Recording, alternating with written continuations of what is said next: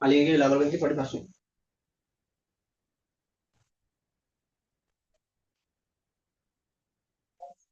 Recording එක නැහැ.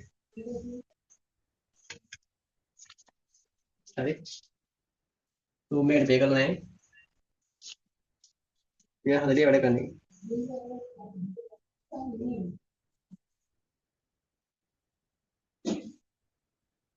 14 minutes වලින් අයින්.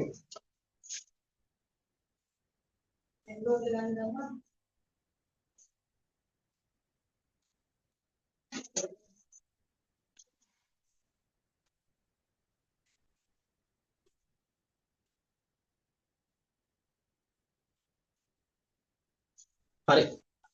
මොකද කරන්නේ?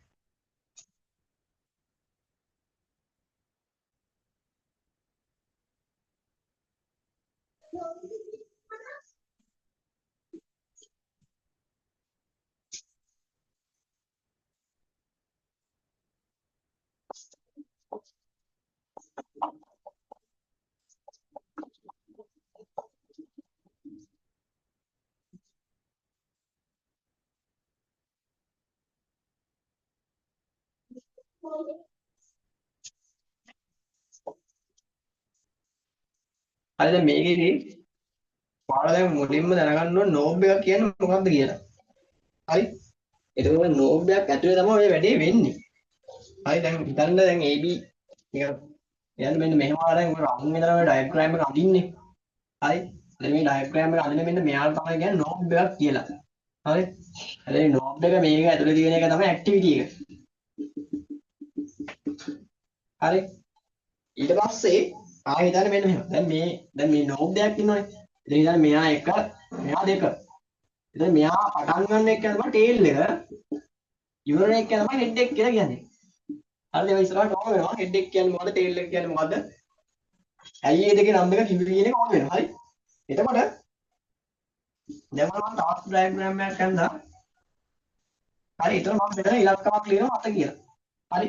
එතකොට මේ තියෙන ඇක්ටිවිටි දෙක අතර තියෙන මොනවාද දුරක් කියන්නේ මේකට තමයි කියන්නේ ඩියුරේෂන් එක කියලා. හරිද?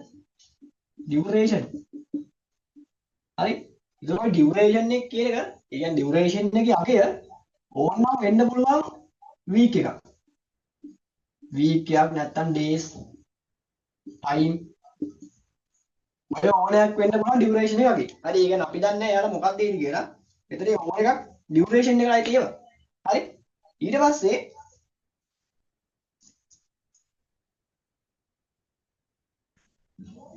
තියෙන ප්‍රොඩියුසර්ස් කියලා. හරි. දැන් මම ප්‍රොඩියුසර්ස් කියන්නේ මොකක්ද? ඒක වෙන්නේ මෙහෙම. ප්‍රොඩියුසර්ස් කියන එක දැන් ඔයාලා හිතන්න දැන් ඔන්න එකේ ඉඳන් දෙකට ඩයග්‍රෑම් එක ඇදලා දෙකේ ඉඳන් තුනට යනවා මානිනවා. හරි. මෙතන ඩියුරේෂන් එක 1 A මෙතන B. හරි. එතන ප්‍රොඩියුසර්ස් කියන එක ගද්දී ගන්නේ හැම වෙලාවෙම පිටිපස්සේ ඉන්න එක්කෙනා. හරි. ඉතින් B කියන එක්කෙනාගේ ප්‍රොඩියුසර්ස් වගේ A. හරි. හැබැයි A ට පිටිපස්සේ කවුරුත් නැහැ නේ. ඉතින් A වලට ප්‍රොඩියුසර්ස් වගේ සලකන්නේ නැහැ මෙතනදී. හරි.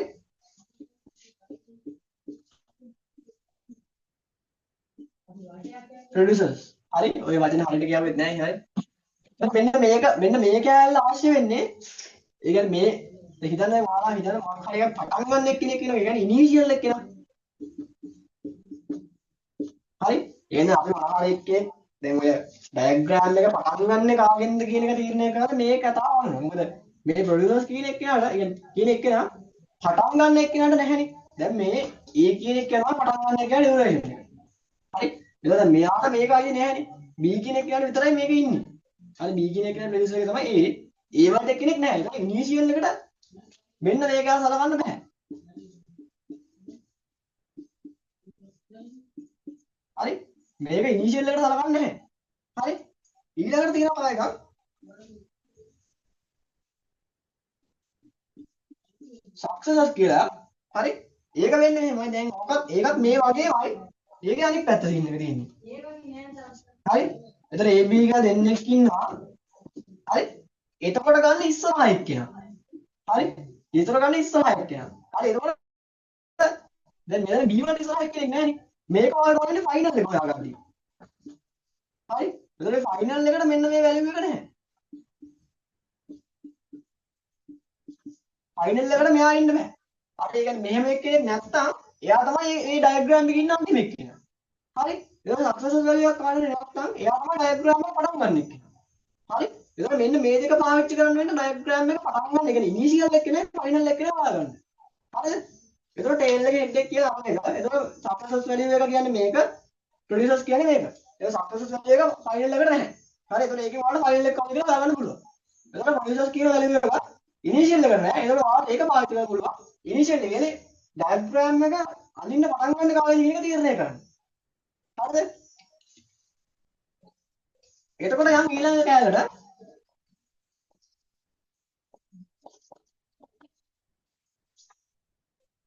හරිද? ඩමි සීන් එකක් තියෙනවා. දැන් ඩමි කියලා කෑල්ලකුත් තියෙනවා. හරිද? ඩමි. හරි? එතකොට ඩමි ඇක්ටිවිටි එකක් යනවා මම. හරි? ඩමි ඇක්ටිවිටි දැන් ඔයාලා දන්නවා දැන් මේක තමයි ටේල් එක. ටේල් එකේ ඉඳන් ගියා හෙඩ් එකට. එතන තියෙන ඒ කියලා එක්කෙනෙක් ඉන්නේ. හරි? ඊට තව එක්කෙනෙක් ඉන්නවා. එයාත් මේ ටේල් එකෙන් මේ පටන් ගන්නෙ. හරි? ඒක වෙන මොකද? හරි? තව එක්කෙනෙක් ඉන්නවා. එයාත් පටන් ගන්නෙ මේ ටේල් එකෙන්මයි. හරි?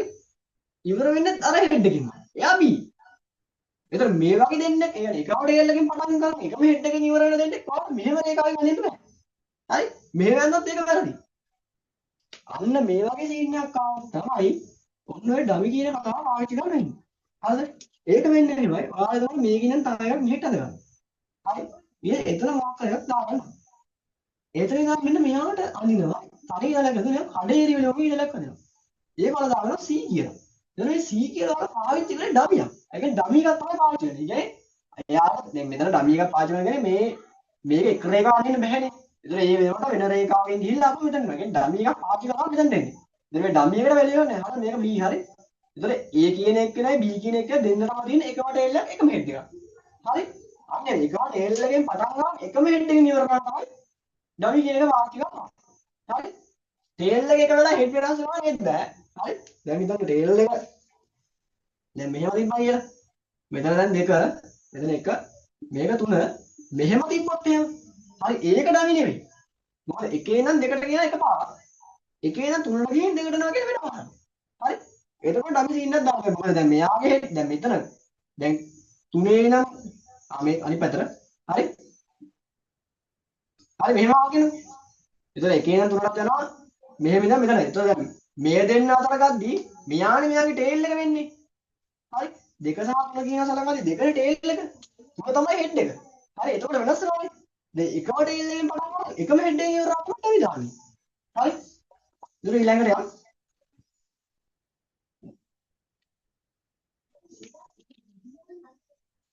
හරි?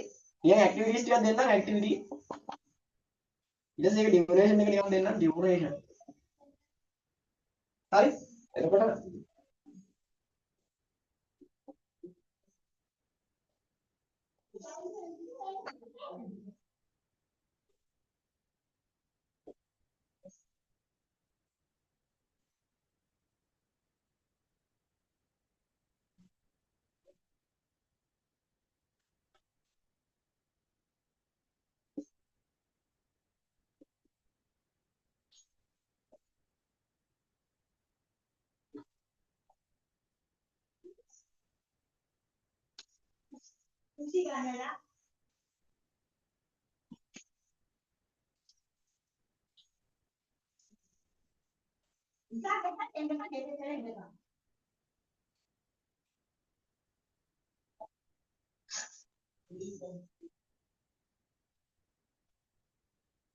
හරි මෙන්න මේ එකක් දීලා ඔයාලට කියන නෙට්වර්ක් ඩයග්‍රෑම් එක අනින්න කියලා.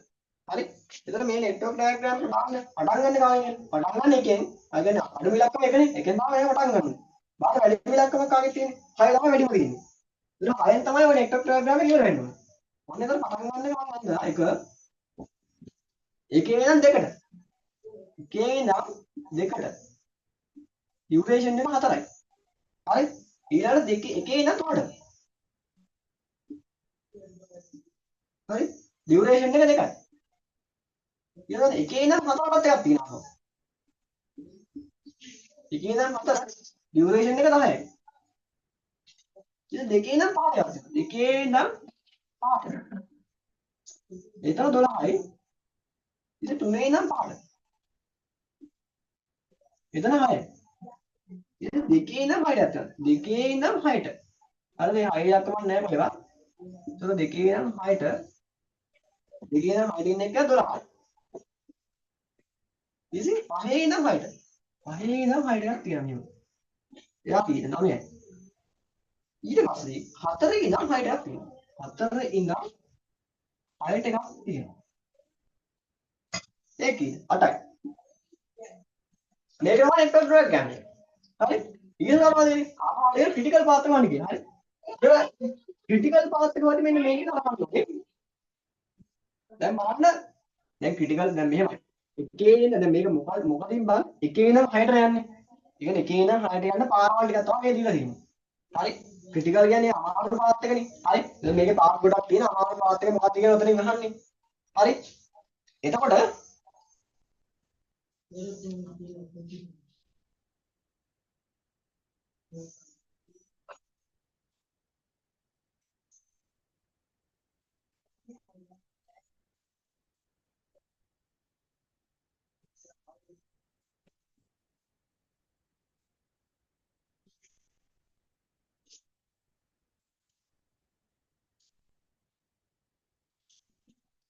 හරි. එතකොට බලන්න දැන් බලන්න එකේ ඉඳන් 6ට යන්න පුළුවන් පාරවල් ටික මෙන්න මෙතන මම පල්ලෙහෙන් ලියනවා. හරි? එකේ ඉඳන් 2ට යන්න පුළුවන්. එකේ ඉඳන් 2ට ගිහිල්ලා ආව දෙකේ ඉඳන් පාරවල් දෙකක් තියෙනවා. ඒ කියන්නේ දෙකේ ඉඳන් එක්කවට කෙලින්ම 6ට යන්න පුළුවන්. හරි එකේ ඉඳන් 2ට ගිහින් දෙකේ ඉඳන් 6ට යන්න පුළුවන්. ඊට පස්සේ පුළුවන් එකේ ඉඳන් 2ට ගිහිල්ලා ආව දෙකේ ඉඳන් 5ට ගිහිල්ලා 6ට යන්නත් පුළුවන්. හරි? දෙකේ ඉඳන් 5ට ගිහින් 6ට යන්නත් පුළුවන්. ඊට සාපාත් වෙන එකේ ඉඳන් 3ට ගිහිල්ලා එකේ ඉඳන් 3ට ගිහිල්ලා 3 ඉඳන් 5ට ගිහිල්ලා 5 ඉඳන් 6ට යන්නත් පුළුවන්. හරි ඊට සාපාත් ගන්න එකේ ඉඳන් 4ට යන්න පුළුවන්. එකේ ඉඳන් 4ට ගිහිල්ලා 4 ඉඳන් කෙලින්ම 6ට යන්නත් පුළුවන්. හරිද? එතකොට මෙන්න මේ පාරවල් 4 තමයි මේකට යන්න පුළුවන් ටික. හරි? එතකොට මම දැන් ඩියුරේෂන් ටික. හරි? එතකොට මම එකේ ඉඳන් 2ට යනකොට ඩියුරේෂන් ටික 4යි. ඊට බලන්න දෙකේ ඉඳන් 6ට 12යි. ඔක්කොම කීයද? 16යි ඩියුරේෂන් එක. ඉතින් එකේ ඉඳන් 2ට 4යි. දෙකේ ඉඳන් 5ට. දෙකේ ඉඳන් 5ට 12යි. ඉතින් 5 ඉඳන් 6ට 9යි. හරි? එතකොට බලමු මොකද කියන්නේ කියලා.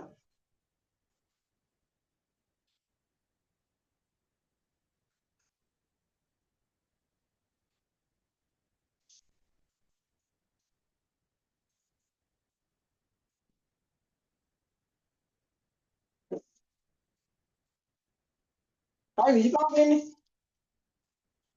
හරි. ඒක 25. ඊට බලන්න එකේ ඉඳන් 3. එකේ ඉඳන් 3 2යි. දෙකේ ඉඳන් 5 6යි. ඉතින් 5 ඉඳන් තියෙනවා 9යි. 5 ඉඳන් තියෙනවා 6ට. 9යි. හරි? එතන මෙතන 17ක් කියනවා. හරි? ඉතින් එකේ ඉඳන් 4ට 10යි. 4 ඉඳන් 6ට 8යි. 18යි. හරි? ඔන්න දැන් එන්න ඩියුරේෂන් ටික. එතන තමයි මේ ඩියුරේෂන් වලින් ක්‍රිටිකල් පාත් එක ගන්න. මෙන්න මේවා තමයි ක්‍රිටිකල් පාත් එක වෙන්නේ. හරි? මෙයා තමයි වැඩි. දැන් ප්‍රොජෙක්ට් එකේ තියෙන ක්‍රිටිකල් එක තමයි මෙන්න මෙයා. හරි?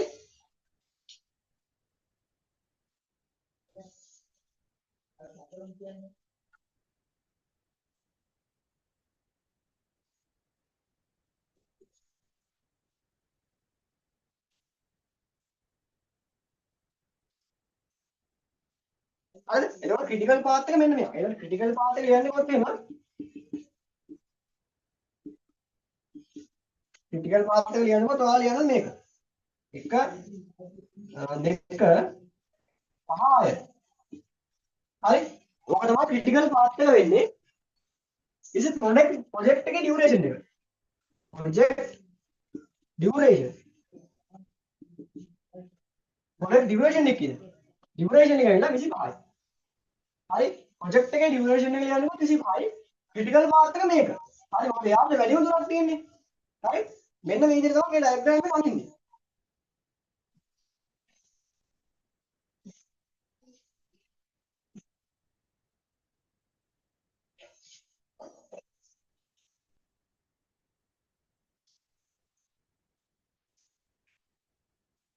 හරිද? ඊට පස්සේ මෙන්න එකට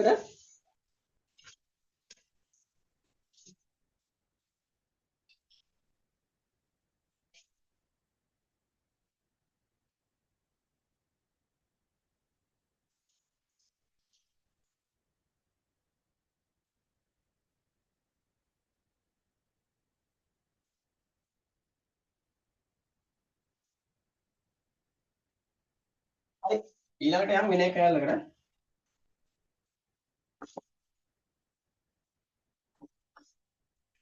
හරි මේක මෙන්න මේ විදිහට අනින්නේ.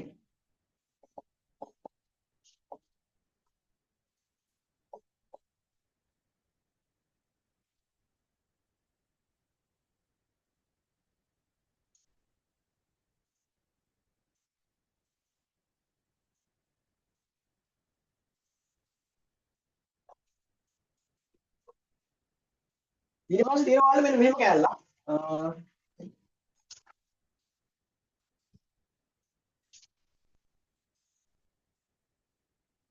ටෝටල් ෆ්ලොට් කියලා තියෙනවා. හරි ටෝටල් ෆ්ලොට්.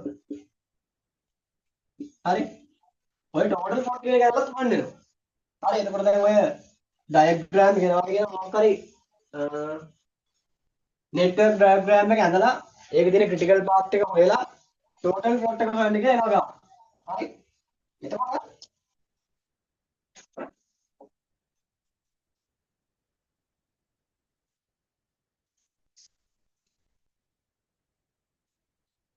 දැන් මම මෙහෙමයි කරන්නේ.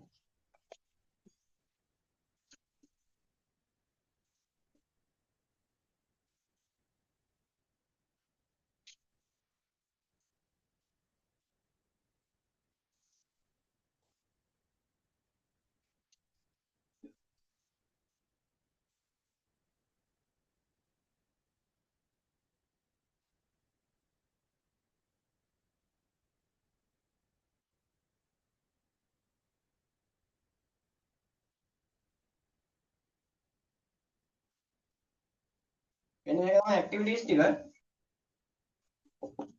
මේක තමයි ඩියුරේෂන් එක. ඩියුරේෂන් එක දෙනවා 20 25 10 12 6 10. හරි. ඒකට මෙන්න මෙහෙම අහවල් විදියට වාන්න කියනවා මේකේ තියෙන නෙට්වර්ක් ඩයග්‍රෑම් එක.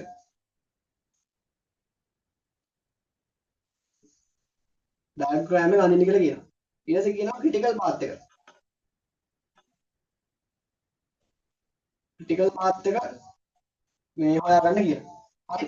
ඊට පස්සේ තව එකක් දෙනවා මේකේ තියෙන ටෝටල් ෆ්ලොට් එක. ටෝටල් ෆ්ලොට් එක අනික දෙනවා. හරි. ඒතකොට නෙට්වර්ක් ඩයග්‍රෑම් එක හදලා ක්‍රිටිකල් පාත් එක ටෝටල් ෆ්ලොට් එක අනික කියලා කියනවා. හරි මේ ටික තමයි දීලා තියෙන්නේ.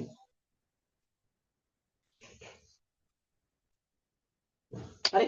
නෙට්වර්ක් ඩයග්‍රෑම් එකයි ක්‍රිටිකල් පාත් එකයි දාන්න දාන්න පුළුවන් මේකට ප්‍රොජෙක්ට් ඩියුරේෂන් එක. හරි. නෙට්වර්ක් ඩයග්‍රෑම් එක ගන්නවා ක්‍රිටිකල් පාත් එක හෙව්වා ප්‍රොජෙක්ට් ඩියුරේෂන් එක හෙව්වා ඊට අන්තිමට ගියා ටෝටල් ෆ්ලොට් එක හරි කියලා. හරි. එතකොට මෙන්න මේ දත්‍රික සම්බන්ධ කරලා මේ ප්‍රශ්නේ අපිට උත්තර ලියන්න. හරි කොහොමද ඒ වැඩේ කරන්නේ?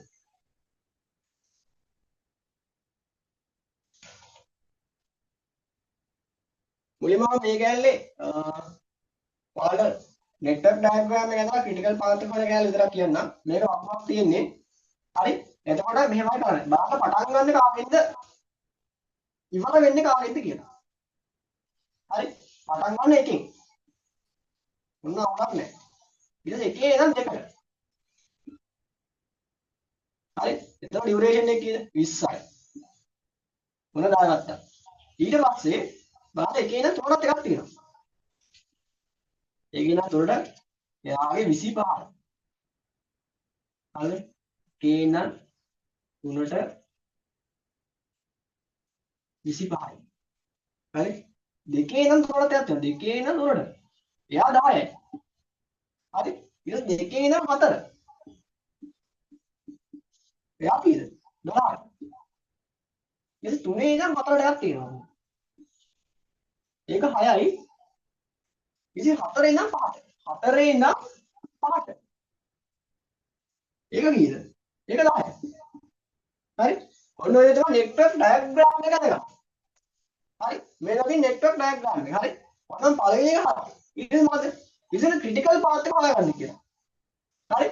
ක්‍රිටිකල් පාත් එක වල ඊට පස්සේ ප්‍රොජෙක්ට් ඩියුරේෂන් එක කියලා අහනවා.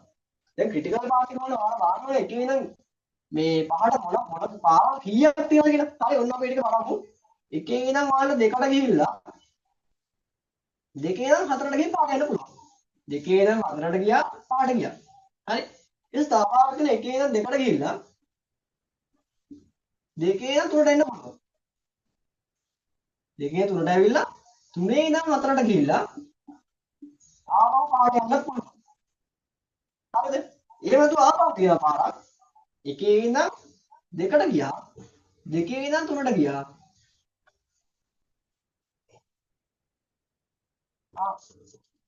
එකේ ඉඳන් තුනට ගිහිල්ලා තුනේ ඉඳලා යනවා ඔයාලා හතරට. හතරේ ඉඳන් ආපහු පාට යනවා. මේ පාරවල් තුන තමයි තියෙන්නේ. එකක් එකේ ඉඳන් දෙකට ගියා. දෙකේ ඉඳන් හතරට ගියා. හතරේ ඉඳන් පාට ගියා. ඒක එක පාරක්. ඉතින් එකේ ඉඳන් දෙකට ඇවිල්ලා තුනට ඇවිල්ලා හතරට ඇවිල්ලා පාට එන්න පුළුවන්. ආයෙ පුළුවන්. එකේ ඉඳන් තුනට ඇවිල්ලා හතරට ඇවිල්ලා පාට එන්න පුළුවන්. හරි? එතකොට මේ ටික තමයි මේ පාත් ටික. හරි? පාත්. හරි? ක්‍රිටිකල් පාත් එක ඔය තුනේ එකක් කියනවා. මේ පාත් ටික ගැන කතා කරනවා. එතකොට බලන්න ඩියුරේෂන් ටික දානවා 20 12 10. ඊළඟ එකේ 20 මෙතන මෙතන 10යි. තුනේ ඉඳන් හතරට 6යි. මේක 10යි. හරි? ඊට පස්සේ 25යි. මෙතන එකේ ඉඳන් 3ට 25යි. තුනේ ඉඳන් හතරට 6යි. තුනේ ඉඳන් හතරට 6යි. හතරේ ඉඳන් පහට 10යි. හරි? මෙන්න මේක දැන් බලන්න ඩියුරේෂන් එක එකතු කරලා. හරිද? ඩියුරේෂන් එක එකතු කරලා තමයි ක්‍රිටිකල් පාත් එක හොයාගන්න පුළුවන්. පළවෙනි එක 20 12 ඊළඟට තියෙන 10යි. කීයද? 42යි. හරි පළවෙනි එක 42යි. දැන් 42කට වඩා වැඩිව තිබ්බොත් මේකයි ක්‍රිටිකල් පාත් එක. හරි 20 ඊළඟ 10 6 10. එයාට එනවා 46ක්. මෙයාට එනවා 46ක්. හරි ඊළඟ බලන්න 25 6 10. එයාට එනවා 41ක්. හරි බලන්න මේ ආපු සෙට් එකකින් වැඩිම එක්කෙනා ඉන්නේ මෙයාටනේ. හරි 46 තමයි වැඩිම. ඒ කියන්නේ මෙයා තමයි ක්‍රිටිකල් පාත් එක වෙන්න ඕනේ.